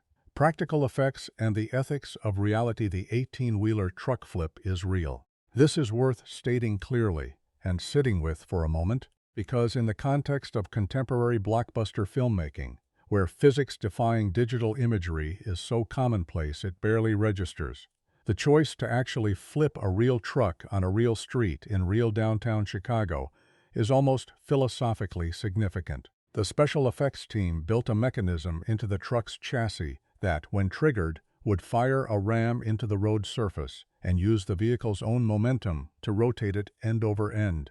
They tested it, they refined it. They got one take on location, with IMAX cameras capturing every frame of a real 40-foot semi-truck, rotating through real Chicago air and landing on its real roof on a real street. The result is an image that no digital recreation has managed to replicate in the 16 years since. Not because digital effects aren't capable of producing a technically accurate truck flip. They are, but because the eye knows. Something in human visual processing, trained by a lifetime of watching physical objects move through physical space, recognizes the difference between simulated mass and real mass. The digital truck looks right. The real truck feels right. And, in a film that is fundamentally about what's real versus what's performance, versus what's constructed appearance rather than genuine substance, that distinction carries weight. The hospital explosion sequence operates on the same principle, amplified. Heath Ledger is actually standing outside Gotham General, actually dressed as a nurse, actually holding the detonator, when the building actually explodes behind him. The stuttering detonation, the sequence where the explosions stop and Ledger breaks character just long enough to jab the button in genuine irritation before they resume, is the accidental documentation of a real technical problem during filming. Nolan kept it in. It's better than anything scripted could have been, because it's true, a real person responding to a real malfunction in the middle of a real explosion, in character. The commitment to practical reality extends to the Batpod, an actual functional motorcycle built specifically for the film, with front and rear wheels of equal size, and a riding position that required the stunt performers to learn an entirely new physical vocabulary. It doesn't look like a movie prop because it isn't one. It's a vehicle that actually does what it appears to do on screen, and the difference in how it moves, the real weight of it, the real physics of its turns, is perceptible even through a camera. Lee Smith's editing, the architecture of tension editing, is the most invisible of the major filmmaking crafts when it's working correctly. And Lee Smith's work on The Dark Knight is so correctly invisible that it rarely gets the credit it deserves. But pull back and look at the structural decisions, the pacing rhythms, the cutting patterns, the way sequences breathe, and you find editing intelligence of a very high order. Smith cuts the Joker's sequences differently from everyone else's. Standard action editing creates rhythm through regularity. Cut on action, maintain spatial continuity, give the audience a clear geography to navigate. The Joker's sequences break this. The pencil scene cuts before you fully process what happened. The interrogation room cuts on reactions rather than actions, keeping you slightly behind the Joker's logic. The hospital walk is held in a single extended take, or appears to be, with cuts so carefully placed that the edit disappears, giving Ledger's performance room to breathe and expand. The truck chase sequence is the film's editing masterpiece. Smith is managing multiple simultaneous threads: Batman on the Batpod, the truck, the Joker inside the truck, Gordon in the police convoy, SWAT vehicles, hostages, and he maintains perfect spatial clarity throughout. You always know where everyone is relative to everyone else. You always understand the geometry of the chase, and yet the sequence never feels orderly. It feels chaotic, escalating, out of control. That tension between objective clarity and subjective chaos is the editing's greatest achievement. Smith gives you the map while making you feel lost. The 2-hour, 32-minute runtime is also an editing achievement. That's a long film. It doesn't feel long. There's no sequence that exists as filler, no scene that functions only as connective tissue between more important moments. Every scene is the important moment. Smith and Nolan have built a film with almost no fat, a machine that runs at exactly the right speed throughout, accelerating when acceleration serves the story, and decelerating with equal precision when the story needs space to breathe. Christopher Nolan's direction, the God who doesn't blink. Nolan's directorial approach to The Dark Knight is characterized by a single quality above all others. He trusts the material. He trusts that the audience can handle philosophical complexity without having it explained. He trusts that a scene about two people talking in a hospital room can be as compelling as an action sequence. He trusts that withholding information, keeping the camera outside the interrogation room while Rachel and Harvey choose to die, so that we experience Batman's failure in real time rather than through omniscient coverage, is more powerful than showing everything. This trust manifests in practical choices. The Joker's face is never fully lit in the film's early sequences. Pfister keeps him slightly underexposed, slightly harder to read, until the interrogation room scene, where the overhead fluorescents drain all warmth from the image and expose him with clinical clarity. The choice to shoot Batman's cowl from below in certain scenes, creating a genuinely intimidating upward angle that makes him look like a creature rather than a man, is balanced against choices that humanize Bruce entirely, particularly in the Alfred scenes where the camera sits at eye level and the lighting is warm. Nolan also makes the decision, unusual, courageous, correct, to never show the Joker planning. We see the results of his plans. We hear him claim to be a man without plans. We watch him apparently improvise with total confidence, but we never get the scene where he sits in a warehouse and works out the logistics. This keeps the Joker operating at the level of force of nature rather than criminal mastermind, and it protects the film's central mystery. What exactly is the Joker, and where does someone like that come from? The answer the direction provides, through its refusal to answer, is, it doesn't matter. Some things don't have origins that explain them.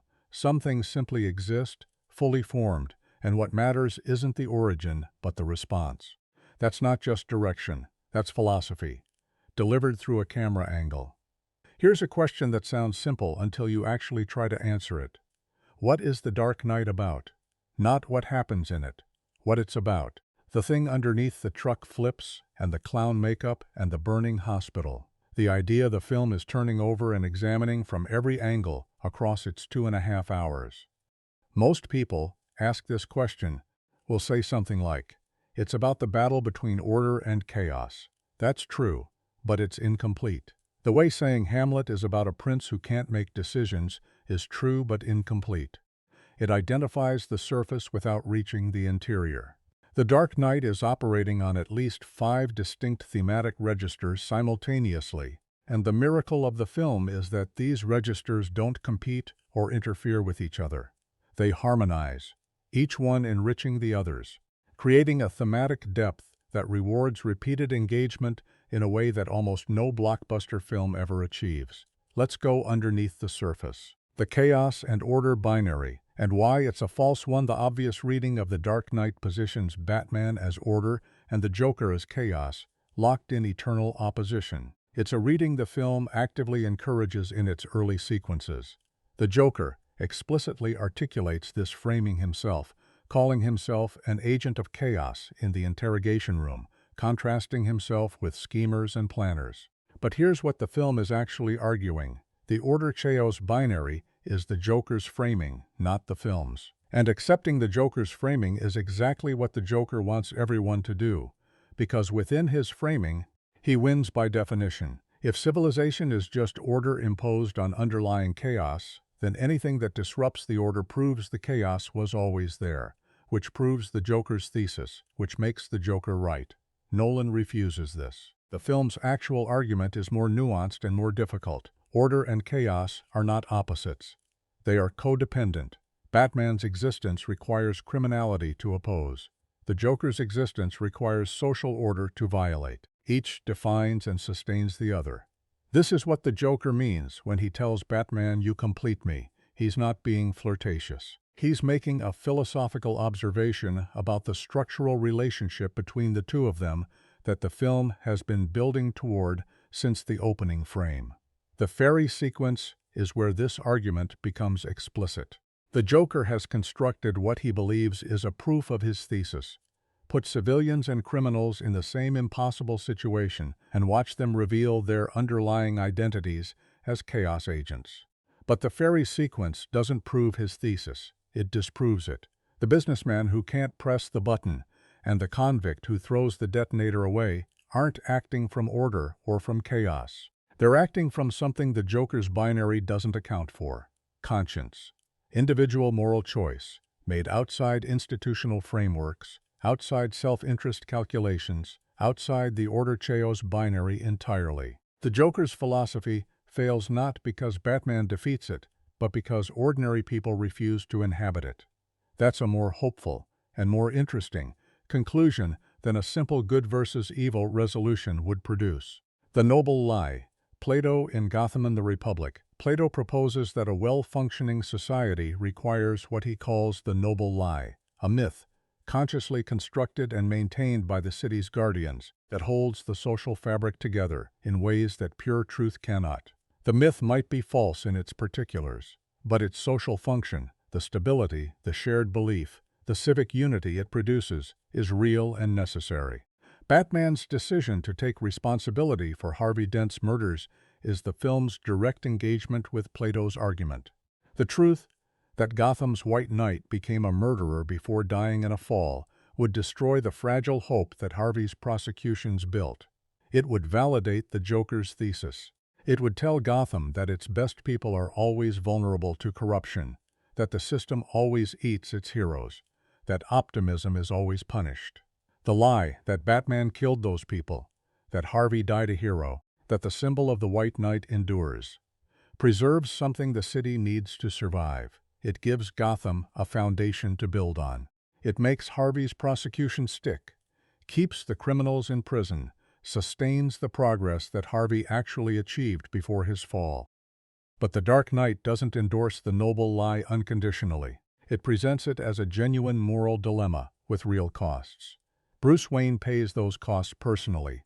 He becomes the fugitive, the murderer in public record, the thing that hunted in the dark, and Gotham pays a different cost. It builds its next chapter on a fiction, which means the city's recovery is structurally dependent on a deception that a handful of people must maintain indefinitely. What happens when the lie unravels? The next film in the trilogy answers that question, and the answer is brutal. But in the moral economy of this film, in this specific moment, the lie is presented as the least bad available option, not the right answer, the least wrong one. And the film is sophisticated enough to hold both of those things at once. The genuine good the lie accomplishes and the genuine corruption it represents, without resolving the tension in either direction. Post-9/11 America. The film they couldn't make directly mainstream Hollywood in 2008 was deeply reluctant to make films that engaged directly with the moral and political fallout of the post-9/11 decade. The few that tried, Rendition, Lions for Lambs, In the Valley of Elah, found small audiences and generated controversy that studios weren't equipped to manage. The political wound was too raw, the divisions too sharp, the risk of alienating half your potential audience too real. The Dark Knight makes every single one of those films and packages them as a summer blockbuster. The sonar surveillance system is the NSA's warrantless wiretapping program. Batman's extraordinary rendition of Lao from Hong Kong, grabbing a person from a foreign country without legal authority because the legal mechanisms can't reach him, is extraordinary rendition, the practice that generated enormous controversy when applied to terrorism suspects in the real world. The interrogation room scene, where Batman beats the Joker with increasing desperation looking for information about an imminent attack, is the ticking time bomb scenario that was used to justify enhanced interrogation techniques in the years after 9/11. The Joker's insurgent tactics, asymmetric, adaptive, willing to accept losses that a conventional opponent wouldn't, targeting civilian morale rather than military capability, map with uncomfortable precision onto the actual strategic logic of the war on terror. What makes the film's engagement with this material extraordinary is its refusal to assign blame. The surveillance system works. It saves lives. It finds the Joker. It gives Batman the information he needs to end the crisis. Lucius Fox still destroys it. The rendition of Lao is presented as cool, effective, visually spectacular, and also as a transgression that has no legitimate legal basis. The interrogation produces real information, but the Joker provides it on his own terms, which means it was never really extracted. It was delivered as part of a performance. The film doesn't tell you that surveillance is wrong. It doesn't tell you that it's right. It tells you that it works, and that it costs something, and that the cost accumulates in ways that are difficult to track until the bill comes due. That's not a political position. That's a moral observation about power, one that applies equally to both sides of the actual political debate. This is why The Dark Knight resonated so deeply in 2008, and why it continues to resonate in a world where the surveillance questions have only gotten more complex, the asymmetric conflict more persistent, and the ethics of extraordinary measures more contested. The cost of the symbol, identity, and sacrifice running beneath all of these larger political and philosophical themes is a quieter, more personal one. What does it cost a person to become a symbol rather than remaining a human being? Bruce Wayne chose to become Batman. That choice was made from genuine moral conviction, the desire to channel his grief and his resources into something that could protect people. But somewhere in the 3 years between Batman Begins and The Dark Knight, the choice has calcified into something he can no longer easily unmake. Batman isn't just a persona Bruce puts on anymore. It's a weight he carries constantly, an identity that has colonized his private self, a symbol whose demands exceed anything he originally agreed to. The film traces this cost through accumulation rather than declaration. Bruce doesn't say, "Being Batman is destroying me." He lives it. In the exhaustion Bale builds into his physicality, in the way Rachel has become something he thinks about rather than someone he actually reaches for, in the desperate speed with which he seizes on Harvey Dent as an exit strategy.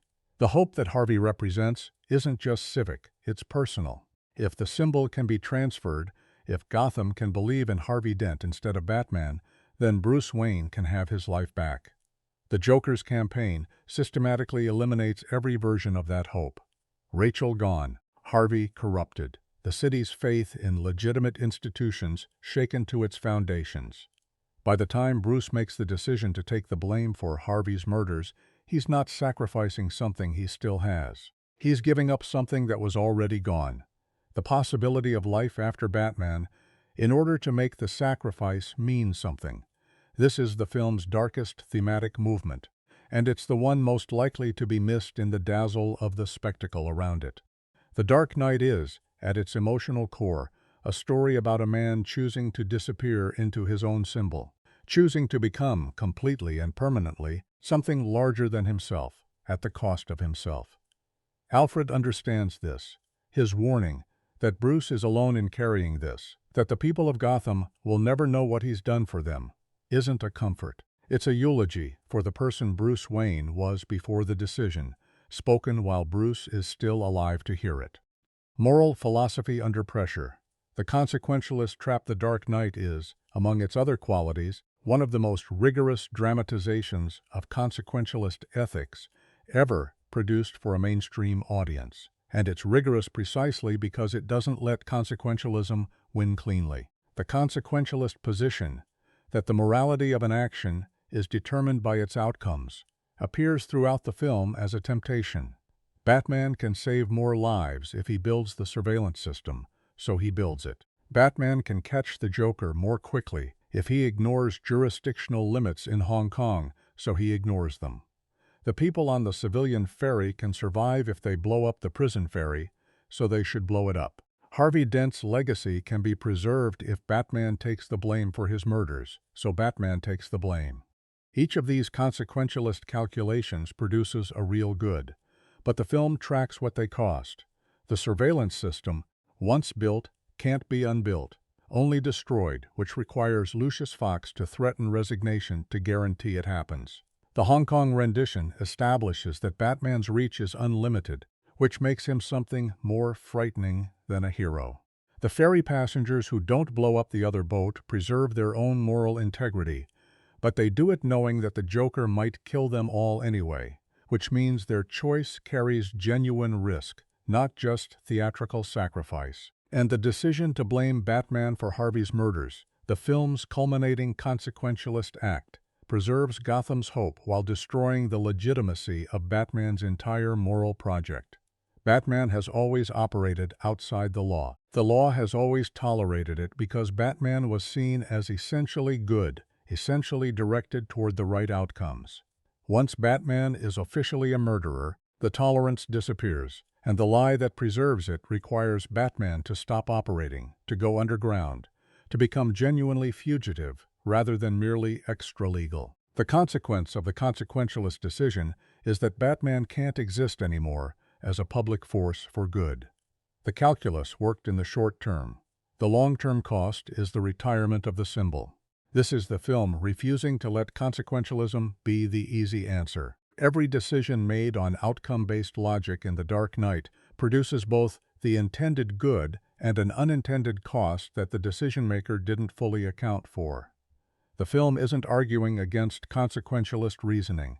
It's arguing that consequentialism without humility, without the acknowledgement that you can't fully predict outcomes, that every action generates consequences you didn't plan for, is just another form of arrogance. Hope as civic infrastructure, the final thematic register, the one that ties everything else together, is the film's treatment of hope as something more than an emotion. Hope, in The Dark Knight, is civic infrastructure. It's the invisible material that holds a city together, that makes people choose cooperation over self-preservation, that makes institutions function despite their inevitable corruption and limitation. The Joker's campaign is specifically designed to destroy this infrastructure. Not the buildings, not the people, not even the institutions, but the belief that the institutions are worth believing in. Once you convince a city that its best people are secretly corruptible, that its laws are ultimately powerless against sufficiently motivated chaos, that the gap between the criminal and the legitimate is merely a matter of circumstances and pressure. Once you convince a city of all that, you don't need to conquer it. It collapses under the weight of its own cynicism. Batman's lie is, in this reading, an act of infrastructure maintenance. It preserves the load-bearing myth that goodness is possible, that sacrifice is real, that the White Knight existed and was genuinely good. Because without that myth, the cynicism wins by default. Whether the myth can hold indefinitely is a question The Dark Knight Rises will grapple with. Within the boundaries of this film, Nolan presents the maintenance of hope as an active, costly, morally complicated project. Not a feeling that good people naturally possess, but a structure that someone has to build and someone has to protect, often at enormous personal cost, often without recognition, always against the pressure of a reality that would prefer to be darker. That's what Batman does in the final act. Not defeat the Joker, not save the city in any conventional heroic sense. He maintains the infrastructure of hope, in the dark, alone at the cost of everything he had left. On July 18, 2008, The Dark Knight opened in 4,366 theaters across North America and made $67.2 million in a single day. At the time, that was the largest single-day gross in Hollywood history. By the end of its opening weekend, It had collected $158.4 million, another record. By the time it left theaters, it had earned $533 million domestically and $1.004 billion worldwide, becoming only the fourth film in history to cross the billion-dollar mark. The numbers matter, but not because box office success is a measure of artistic quality. They matter because of what they proved. The Dark Knight was not a compromise. It was not a film that softened its edges or simplified its ideas to chase a broader audience. It was dense, morally complex, relentlessly serious, nearly 2.5 hours long, and it ended not with triumph, but with a fugitive and a broken signal. Studios had spent decades operating on the assumption that this kind of filmmaking, ambitious, difficult, philosophically loaded, was incompatible with mainstream commercial success. The Dark Knight made $1 billion and retired that assumption permanently. What it did to Hollywood, the immediate industry response to The Dark Knight's success, was predictably misreading.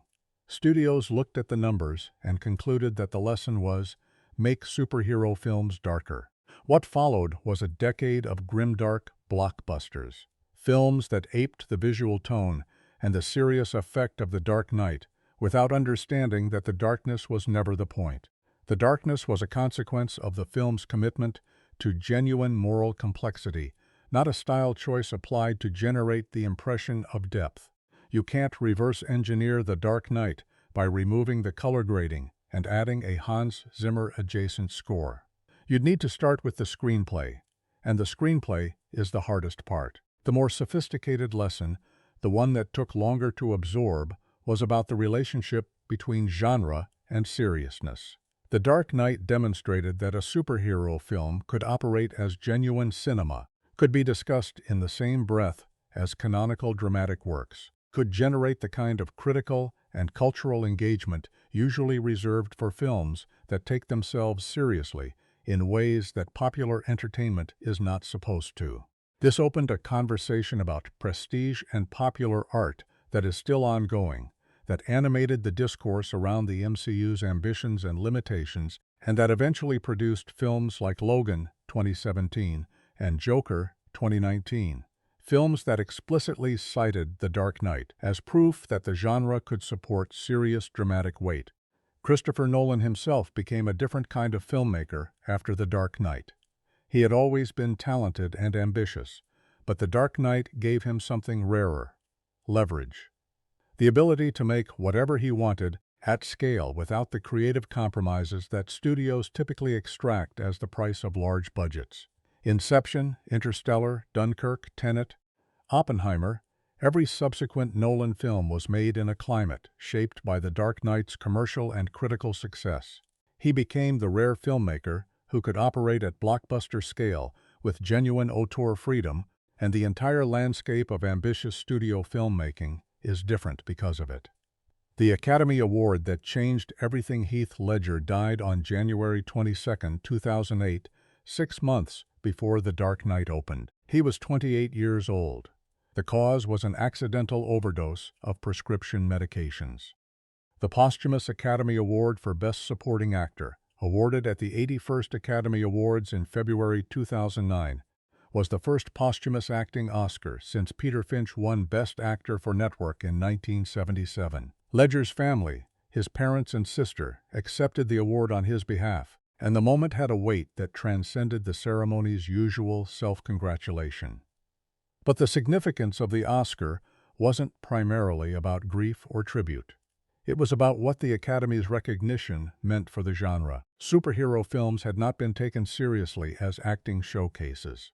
The prevailing assumption was that the genre's requirements, physical transformation, theatrical villainy, the subordination of naturalistic performance to spectacle, precluded the kind of nuanced, internally complex work that generates awards attention. Ledger's Oscar demolished that assumption. It said, officially and irrevocably, that a performance in a film about a man in a bat costume could be the best screen performance of its year, measured against any standard in any genre. The downstream effects of this recognition are visible throughout subsequent superhero filmmaking, in the increased seriousness with which studios approached the casting of antagonists, In the conversations about whether MCU films were real cinema that culminated in Martin Scorsese's famous 2019 comments in the ongoing debate about whether popular entertainment can be art, that The Dark Knight essentially initiated for the modern blockbuster era. The cultural phrases that escaped the screen of film's cultural penetration can be measured by how many of its words and images have entered general circulation. How often people who haven't seen the film recognize its references. How frequently its lines appear in contexts entirely removed from cinema. The Dark Knight is, by this measure, one of the most culturally embedded films of the 21st century. Why so serious? The Joker's rhetorical signature became immediately ubiquitous, appearing on merchandise, in memes, in political commentary, in sports broadcasts, in contexts ranging from the trivial to the genuinely pointed. Some men just want to watch the world burn entered the political vocabulary as shorthand for a particular kind of nihilistic destructiveness used to describe everything from internet trolls to actual political movements. You either die a hero or you live long enough to see yourself become the villain. Harvey Dent's line, delivered early in the film as a statement about Batman, ironic in context because Harvey himself will demonstrate its truth, became one of the most quoted lines in contemporary English, deployed in conversations about corporate betrayal, political corruption, artistic compromise, and celebrity downfall. These phrases escaped their source material and became tools of cultural analysis. That's rare. It happens with Shakespeare. It happens with certain canonical novels. It happens almost never with blockbuster cinema. The Dark Knight is genuinely exceptional in this regard. A popular film whose language has expanded the vocabulary available to people thinking about power, corruption, and moral complexity in the real world. Why different generations keep finding it. The Dark Knight was released 18 years ago. The teenagers who saw it on opening weekend are in their mid-30s now. Their younger siblings, who were children in 2008, discovered it on streaming platforms in their adolescence. Their children, who weren't born when it was released, are discovering it now, and finding something that speaks to a contemporary moment in ways that the film's original cultural context doesn't fully account for. This generational persistence is the most reliable indicator of genuine artistic longevity, and it happens for a specific reason. The film's central questions don't date. How much liberty is acceptable to sacrifice for security? At what point does a righteous war become indistinguishable from the thing it was fighting against? Can institutional corruption be addressed from within institutions, or does addressing it require going outside the rules? And what do you become when you go outside the rules? Is hope a form of self-deception, or is it the necessary condition for any kind of collective human project? These questions were urgent in 2008. They were urgent in 2015. They are urgent in 2026. They will be urgent in 2040. The specific political circumstances that generated them, the war on terror, the surveillance state, the financial crisis, have evolved and transformed, but the underlying moral architecture hasn't changed. The questions are structural, not historical, and a film that dramatizes them with this level of rigor will remain relevant as long as human beings organize themselves into societies and face the inevitable tension between safety and freedom, between institutional order and individual conscience. The imperfections that make it human. Honest criticism requires acknowledging that The Dark Knight is not a perfect film. Rachel Dawes, as written, exists primarily as an object of motivation for the male characters, rather than as a fully realized person. She makes the crucial choice to stay with Harvey rather than wait for Bruce, which is important, but we're told about this rather than shown it, and her death registers as a plot event more than a human loss. The Batman voice, Christian Bale's graveled rasp, crosses from effective disguise into unintentional comedy in certain scenes, a problem the filmmakers themselves have acknowledged. The film's moral complexity, which is its greatest strength, occasionally becomes its greatest liability. There are moments where the philosophical argument the film is making slightly overwhelms the human story it's telling, where you can feel the thesis pressing against the characters rather than emerging from them organically. These are real limitations, but they are the limitations of extreme ambition.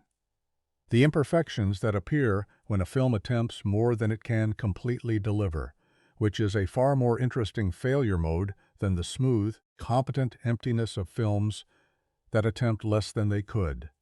The Dark Knight reaches for something enormous and occasionally falls short of the reach. That gap between aspiration and achievement is more instructive, more human, and more enduring than the clean completeness of smaller ambitions. What Batman running in the dark actually means here is the image the film ends on. A man in black armor, running through the dark, away from the sound of dogs and the beam of a police searchlight. No triumph, no crowd, no acknowledgement.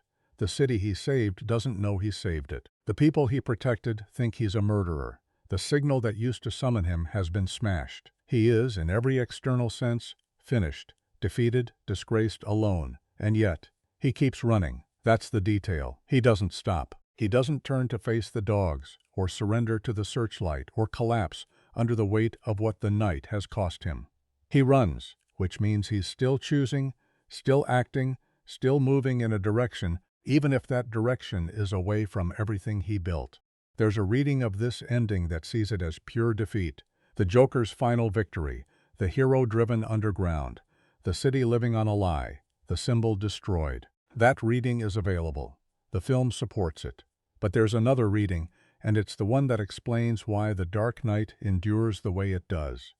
The running isn't retreat, it's continuation. Bruce Wayne chose to absorb Gotham's darkness rather than let the city carry it. He's running so that Gotham doesn't have to. He's disappearing so that the myth survives. He's paying a price that no one will ever know was paid for people who will never know to thank him. Is that heroism? Is it delusion? Is it the most noble thing the film depicts, or the saddest? The Dark Knight doesn't answer. It just shows you the man running, and the dark, and the distance between them closing, and leaves you alone with the question. That's what great cinema does. Not resolve the things that can't be resolved. Not deliver you to certainty. But build a space, 2.5 hours long, IMAX wide, scored by a single rising note that never arrives, inside which you can sit with the impossible question and feel its full weight. The Joker wanted to prove that everyone has a breaking point, that given enough pressure, enough loss, enough unbearable choice, any person will abandon the thing they believe most completely. He was almost right. Almost. The distance between almost right and wrong is the distance Batman runs in the dark. It's not a comfortable distance. It's not a triumphant one. It's not even, in any conventional sense, a hopeful one. But it's enough. It has to be enough. And 16 years later, in a world that keeps generating new reasons to doubt that it is, we keep coming back to this film to sit with that fragile, costly, hard-won sufficiency, and to ask ourselves quietly, in the dark of a theater or a living room or wherever we happen to be watching, whether we could run that far, whether, given everything, we would.